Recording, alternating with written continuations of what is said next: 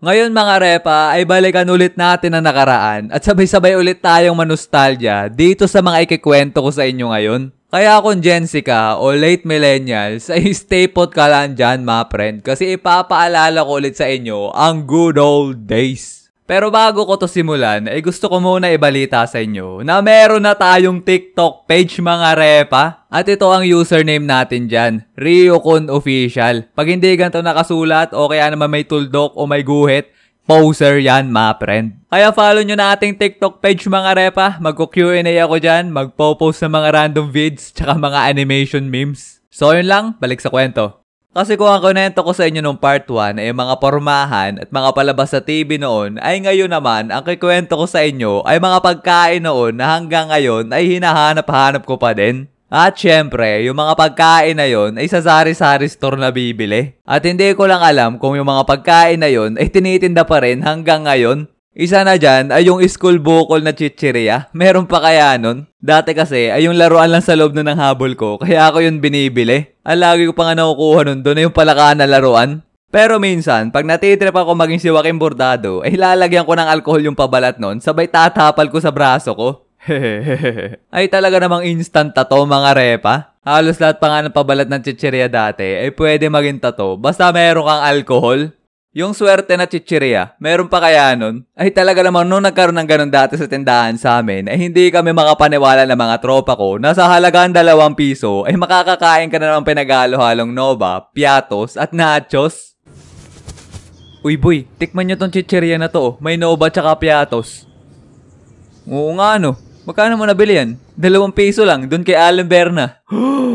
Nanda to? Kaya simula nun, ay yun ang pinaka-paborito namin bilhin chichirya dati. Ang dami pa nga nagsasabi sa amin dati na pinapaa at pinapala lang daw yung paggagawa ng swerte kaya sobrang mura nun. Pero alos kami pa kaysa sinasabi nila at minumukbang pa namin to sa harap nila. Meron pa nga isa pang version yung swerte tapos puro tinapay naman ang laman. Yun ang may pinagalo-halong bingo, skyflakes, tsaka fruities. Yan 2 swerte na yan ang mahilig kong bilhin dati sa tindahan. At mapapasabi ka na lang talaga ng swerte pag ang nakuha mong chichirya ay yung madaming powder cheese. Sabay sa tinapay naman ay yung may malaking piraso ng fruities. Ay yung Ice Gem Biscuit mga repa. Naaalala nyo pa ba? Paborito ko tong kainin dati. Lalong-lalo na yung icing. Kaso minsanan lang ako makabili neto kasi namamahalan ako. Nung elementary nga ako, pag nakita ko yan ng pang-recess mo, ay yayamanin na ang tingin ko sa'yo. Kasamahan pa nga niyan yung mga choconuts tsaka Paji bar. Pero sa halagang 10 piso na baon ko nun, marami na akong pamimilian at mabibili na pagkain. Isa na dyan ay yung honey at pulburon combo. Lagi yung magka-partner pag binibili ko dati. Pagkatapos pa nga namin kainin dati yung honey, ay ang ginagawa namin ay kinukuha namin yung foil, sabay ginagawa namin brace. Yeah, hello, what's up? Sige, subukan mo lumaban ng malaman ng lahat. Sige, subukan mo nga lumaban, akin na lemon square mo. Wala na, ubus na. Yung papel na lang to.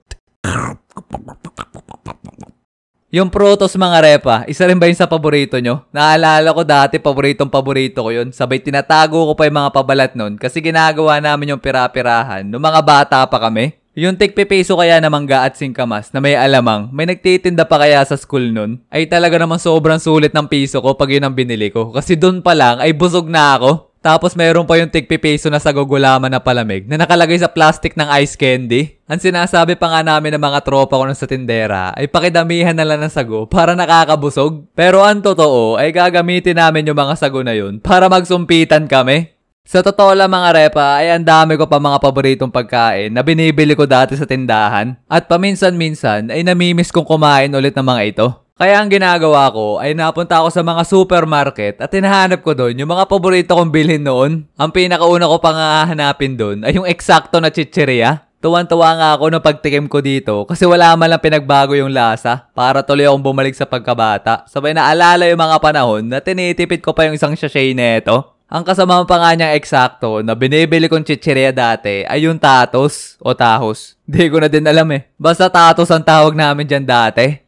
Pero noong mga panahon na namimili ako ng mga childhood snack ko, ay nakakalungkot lang makita yung mga ibang binibili ko dati na sobrang liliit na. Isa na dyan ay yung lumpia. Grabe, sobrang liit na. Parang isang stick lang yan ng lumpia dati tapos hinati lang sa 3.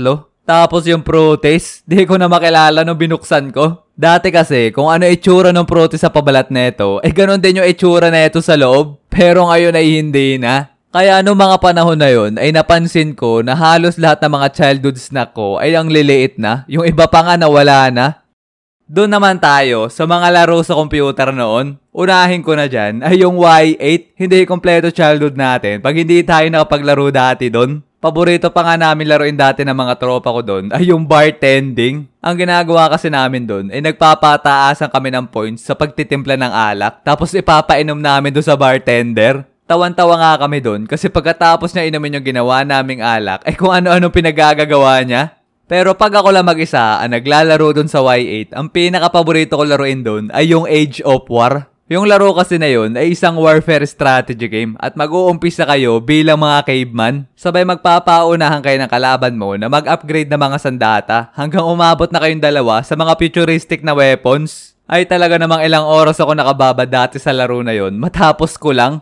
Doon naman tayo sa mga laro sa Facebook dati. Para sa iba dyan na hindi makapaniwala o hindi naabutan yon, oo, meron mga laro sa Facebook dati. May mga laro pa nga doon na gandang-ganda ako na kahit ngayon ay naghahanap pa rin ako ng mga kaparehas na mga laro na yon. Buti na nga lang yung iba, nasa Play Store na. Isa na dyan ay yung Ninja Saga, mga friend. Naaalala nyo pa ba tong laro na to? Grabe, sobrang sikat na ito dati sa lugar namin. Lagi pa nga kami naglalaban dito ng mga tropa ko. Meron pa nga kaming isang kaklase nun na sobrang lakas doon. As in kahit magtulong kaming tatlo ay hindi namin siya matalo-talo. Doon pa nga lang sa pet niya ay bugbog sarado na kami. Kaya kasi sobrang lakas na kaklase namin na yun ay nabili siya ng in-game tokens habang kaming tatlo ay tamang pre-users lang.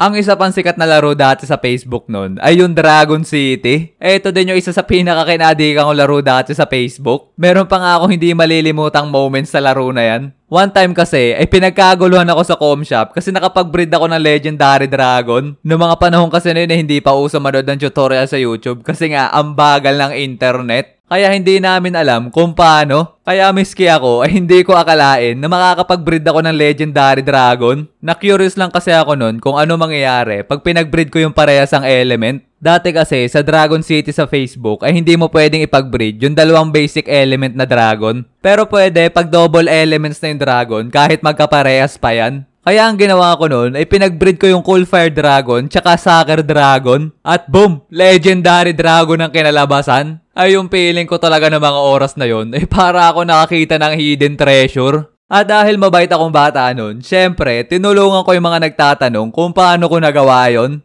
Yang Ninja Saga at Dragon City na yan ay kasama sa mga paborito kong laro na ngayon ay nasa Play Store na. Pero meron ako isang paboritong laro sa Facebook dati na kahit anong gawin kong hanap ngayon ay hindi ko na makita-kita. At yun ay ang Amoeba Pico. Nilaro nyo na din ba to dati sa Facebook? Naalala ko sobrang dami kong barkada dito kahit hindi ko naman sila kilala sa tunay na buhay.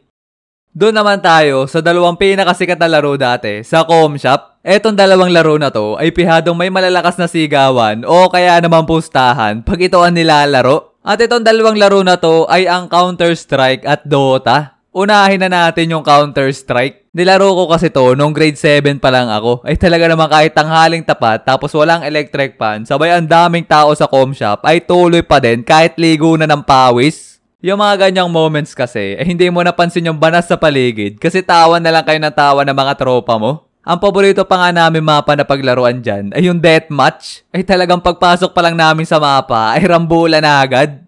Sunod naman na laro na kinaadikan ko dati ay yung Dota 1. Eto talagang laro na to ang pinakang dahilan kung bakit lagi nauubos ang baon ko at bakit ako natuto mag-cutting. Pag kami lang kasi na mga tropa ko naglalaro ay may simpleng tawanan na may konting asaran lang ang ginagawa namin. Pero pag iba na kalaban namin, hindi na ako masali kasi doon na magkakaroon ng matindihan trash talkan. Ang gusto ko lang kasing laro ay yung chill game lang ba. Naalala ko nga ilang beses kami muntik mapaaway dahil sa galimang asar ng isa kong tropa. Partida normal game lang yun hindi pa yun pustahan.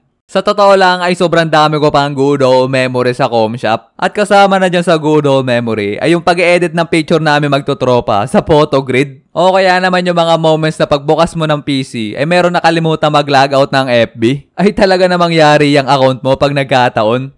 Kaya yung com shop mga repa ay merong special place sa akin Kokoro. Kasi naging pangatlong bahay ko yan nung high school pa lang ako. At yan din yung ultimate libangan namin magtutropa dati. Pero ngayon ay nakakalungkot pag nakita mo sarado na yung com shop na lagi nyo tinatambayan dati. Ang dating tambayan na punong-puno ng tawanan at sigawan, ngayon ay sobrang tahimik na at dinadaan-daanan mo na lang. Sa paningin ng iba ay bakanting lote lang yon. Pero para sa atin ay lugar yon na masasayang kahapon.